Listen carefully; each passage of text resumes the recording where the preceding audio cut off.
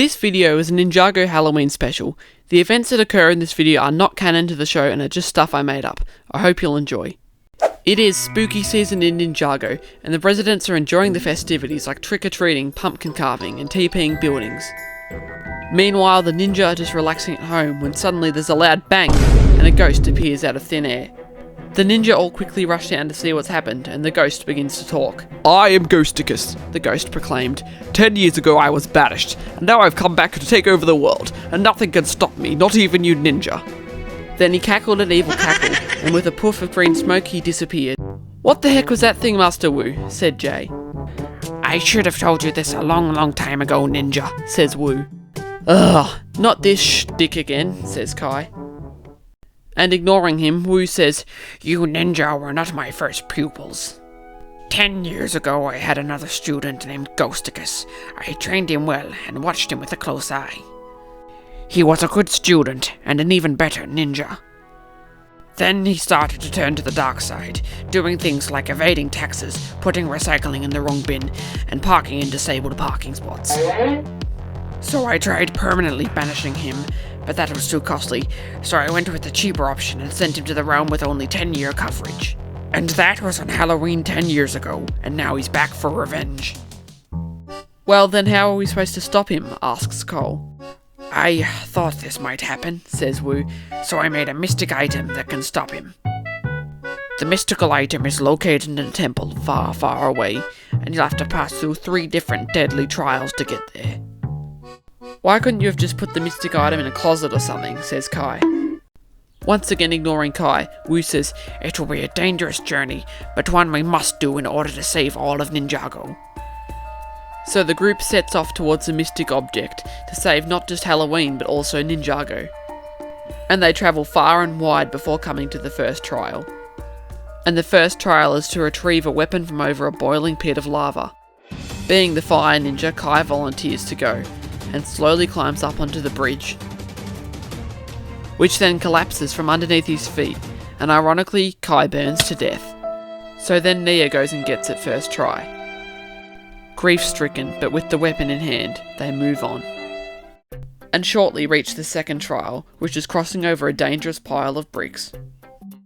Guys, why can't we just walk around the bricks?" says Jay. "You must not cheat the rules of the trials," says Wu, "or there will be deadly consequences." "But there already has been deadly consequences," mutters Jay. So the ninja begin to cross the bricks, carefully and one at a time. It is painful, but the ninja bear it, until Wu's turn, where he is crippled by the stray pieces. "Go on without me, ninja," says Wu. "You must stop Ghosticus." So the ninja continue, down yet another member, where they reach the third and final trial. This time they have to beat the hardest video game in the world. "I'm great at video games," says Jay. "I'll do it." So Jay bravely walks up to the arcade and gives it all his might. And he's doing really well until he slips up and his character dies, and the video game electrocutes Jay, stopping his heart instantly. Now everyone's too scared to give it a try, though being a robot, Zane volunteers to go next. Though first, he drinks some G Fuel to get prepared. Zane kicks Jay's cold corpse out of the way and gets started on the video game. Zane tries his hardest, calculating every move, and succeeds, beating the game and the final trial. Now down to just 4 members, the ninja continue and finally make it to the temple that holds the mystic item. They gaze upon the impressive structure in awe, taking in the mere size of it. On a guess, Nia walks over to the well and chucks the weapon from the lava pit in it. And surprisingly and conveniently, that actually opens the doors. Finally, the ninja walk into the room and reach the mystical item, the only thing that can stop Ghosticus. Lloyd fiddles with it a bit, but can't figure out how to actually use it, so he gives it to Zane for analysis. Zane flips it over and discovers a Made in China logo on the bottom. Suddenly they hear a cackle and see Ghosticus running away with the real mystical item. Dismayed, the ninjas sit here in silence, knowing Ghosticus has won.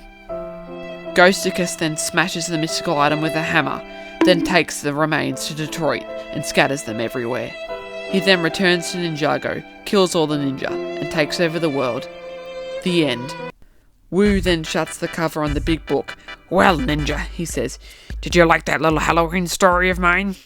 Sure, says Jay. But Sensei, why didn't we win in the end? I agree, says Cole. We definitely should have won against Ghosticus, and a lot of the points in that story didn't even make sense. Well, it's just a story, says Wu, getting all defensive. It doesn't have to be factual. And I worked really hard on that, but anyway, just forget about it. It's just a story. And the ninja laugh it off as just another one of Wu's silly old tales.